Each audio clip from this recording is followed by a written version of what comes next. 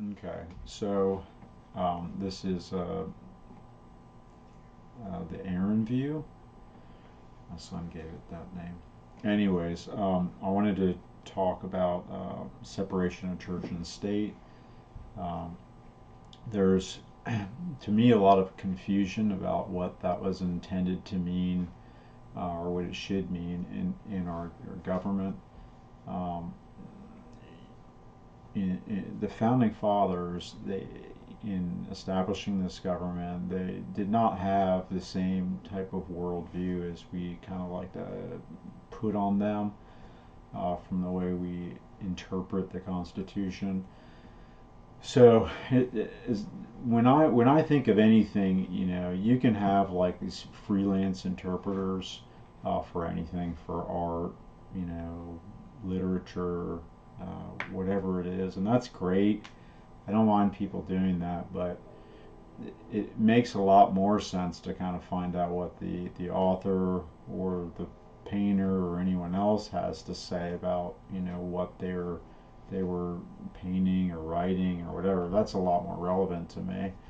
So when you have like the founding fathers, they said that the Almighty had given people certain inalienable rights. Okay, that idea, there you can say what God they're attributing that to, blah blah blah. That's that I don't. That's the point is that they were talking about the Creator of the heavens and the earth.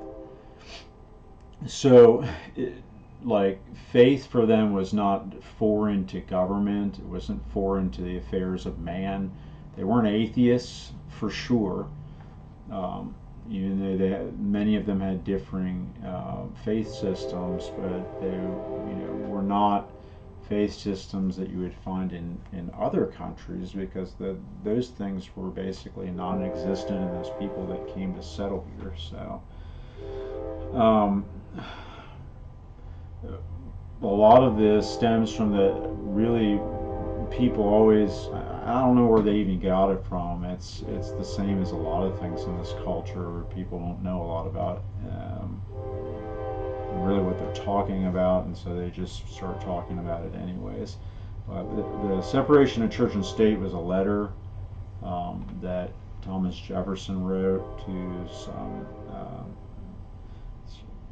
I'll spare you the particulars, but he wrote it to a certain group of Christians in the country, that the situation had arisen where a Christian denomination was more prominent in a certain area of our country, and it was seen that they were perhaps manipulating government or certain affairs locally to push out another really Christian group. And Thomas Jefferson wrote to that one Christian group and said, there needs to be a wall of separation.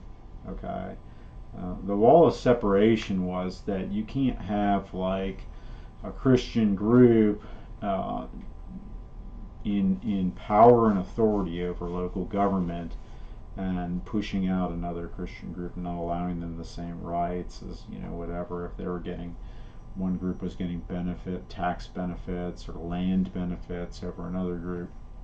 So it was a specific like thing that basically no Christian group should be lord over the government, and there should be that wall of separation. The church was not meant to be a a a lord over man. It wasn't meant to control the government so that certain people don't have the same rights as other people. So when we're talking about rights, we're talking about like land ownership, or you can't get a job because you're, Presbyterian instead of a Baptist, or you're Jewish or whatever. I mean, any religious background, you cannot um, stop somebody from you know having the same rights in society as somebody else based on their religious views. So that's that's normal. It was not there should be no um, religion or morality in government whatsoever, that we should be an amoral or immoral people. And then you can say, well, what, you can't foist your morals on me. Well, should you, as an atheist, as an unbeliever, as an immoral person, be able to foist your views on somebody who says that God reigns? Who gets the last call on what morals get to govern society? Should it be those who have none? Who say that selfishness should reign, or say that my feelings govern what morality is. So nobody who's a follower of any religion should ever be thinking that they're better than their fellow man, because and that's very scriptural. Just to let you know, it's what any Christian denomination that's following the scriptures would teach, that the Bible says, for all have sinned and fallen short of the glory of God.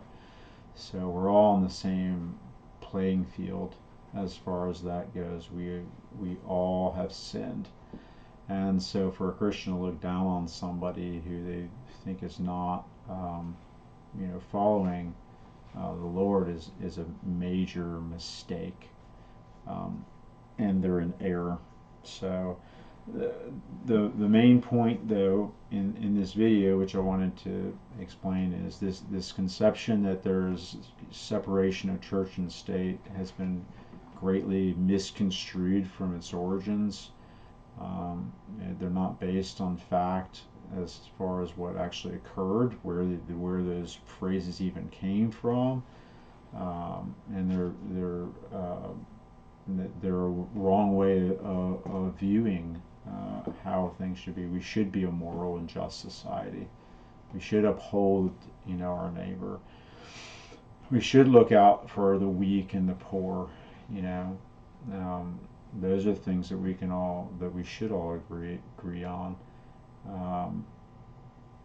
But the view that's being taken place now, where we should just be totally, all of our roots of conscience and morality, it should be ripped from us, and we should be like a state and a government that exists without these things, is harmful. To accept every single type of behavior because we want to be inclusive, I don't understand that. I mean, how inclusive do you want to be?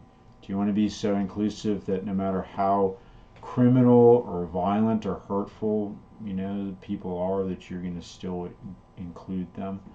You're going to still say you have a place in the party? I mean, it doesn't make any sense. Some people are just actually like very destructive for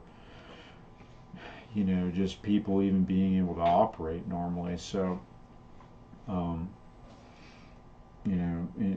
inclusivity should be based on loving your neighbor and welcoming them no matter where they're at. But I don't ever feel obligated to tell my neighbor, whatever you do is right.